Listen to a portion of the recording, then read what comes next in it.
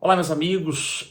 Eu tenho acompanhado as decisões envolvendo a lei do superendividamento. Quase que semanalmente eu tenho acompanhado como os tribunais brasileiros têm interpretado a lei do superendividamento. Semana passada eu estive em Curitiba palestrando para a OAB e disse exatamente para eles que o principal hoje agente, assim, quem tem aparecido mais na lei do superendividamento é exatamente a advocacia. Porque como a Defensoria, o Ministério Público, os PROCONs ainda não se estruturaram, ainda estão meio perdidos, sobretudo no tocante à estruturação do artigo 104C, para fazer as audiências, para poder fazer esse acolhimento do consumidor, fazer esse apoio psicológico, ajuda na elaboração do plano de pagamento. Os consumidores que têm condições de pagar um advogado ou contar com um advogado, o que eles estão fazendo? Eles estão ajuizando as ações. Então as demandas que nós temos hoje no judiciário brasileiro, depois de 1 ano e meio da lei do superendividamento, têm sido provocadas por advogados. E um detalhe importante, que eu inclusive menciono no meu curso, é que a maioria dos advogados estão ajuizando uma ação revisional de repactuação de dívidas. Alguns inclusive mencionam lá no caput, lá na peça, né, na capa da peça, que a ação de superendividamento, assim, demonstrando que aquela ação é para seguir o rito da ação de superendividamento. Aliás, esse é um detalhe muito importante que eu acho fundamental. Quer dizer, você precisa mostrar, você advogado precisa mostrar para o juiz que aquela ação não é uma simples ação revisional, como outras qualquer, né? Como outra qualquer. É uma ação embasada na lei de superendividamento. Há um superendividamento. Só que se há um superendividamento, é muito importante que você, advogado, demonstre essa situação do consumidor. O que eu tenho percebido é que simplesmente no afã de ajuizar ações, muitos advogados têm feito essas ações revisionais e pedido liminar para obstar, para limitar ali o desconto, sobretudo na conta do consumidor.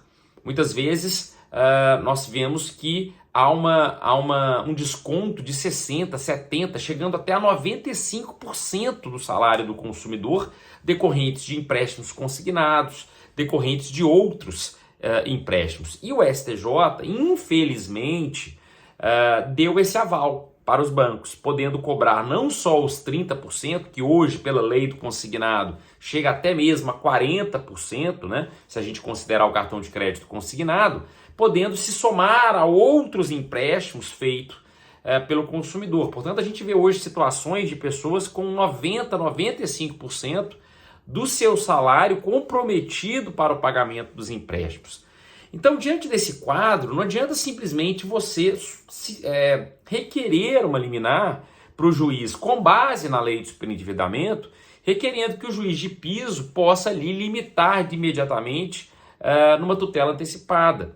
É preciso que você justifique, é preciso que você demonstre, é preciso que você demonstre caso a caso quais são os valores que foram feitos dos empréstimos, o que já foi pago em cada empréstimo, quanto falta pagar em cada empréstimo, qual a renda do consumidor, ou seja, quanto ele ofere, qual o patrimônio que ele tem. Nesse momento, então, você vai estar ali demonstrando exatamente a condição de superendividado daquele consumidor. E mais do que isso, demonstrando qual o custo de vida daquele consumidor, se ele tem filhos, se ele paga escola, paga plano de saúde, qual o custo dele de moradia, se ele paga aluguel, se ele tem algum enfermo na família que precisa de algum medicamento especial, de algum tratamento especial e, portanto, ele precisa daquela verba para aquele tratamento. E por que isso é importante?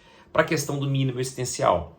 Então, a partir do momento que o advogado faz uma boa fundamentação da condição econômica do consumidor, inclusive demonstrando a questão do mínimo existencial, ou seja, quanto ele precisa para que ele tenha uma vida digna, você tenha um fundamento muito forte ali para que o magistrado possa dar essa liminar, limitando ali, por exemplo, a 30%, a 40%, até que ocorra a audiência de conciliação.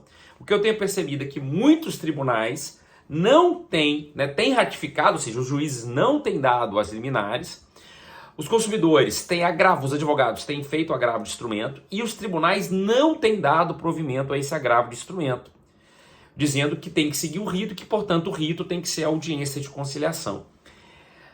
Há possibilidade da liminar feita pelo juiz de piso? Sim, claro, desde que o advogado faça um bom trabalho, faça uma boa fundamentação.